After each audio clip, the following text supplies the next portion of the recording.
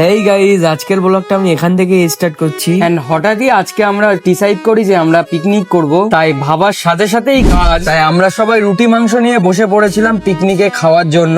এরই সাথে খাওয়া শেষে আমাদের স্যালাডের ব্যবস্থাও ছিল, তাই পাতে এরকম ভাবে মাংস সাজানো দেখে আমার তো জিভে জলই চলে এসেছিল। আর আমার আগেই এরা সব খাওয়া স্টার্ট করে দিয়েছিল, তাই আমিও নিজেকে সামলে না রাখতে পেরে খাওয়া স্টার্ট করে দিয়েছিলাম। আর হনেস্ট রিভিউ দিচ্ছি গাইজ, নিজেরা রান্না করে খাচ্ছি, ভালো তো হবেই।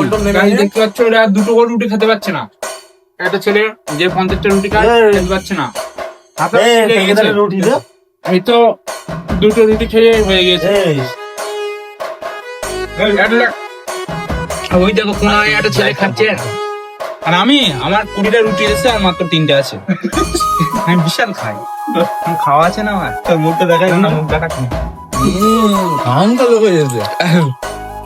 এই যে তোরা কি করছিস এই যে পাতে দিক তাকাই দেখ, আমার পাতে দেখো গাইস কতটা এই নেই, তোমার পাতে আছে এই দেখো।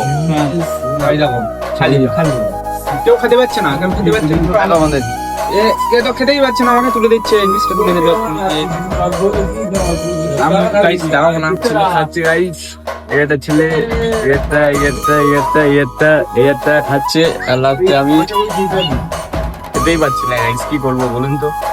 গাইস শোষা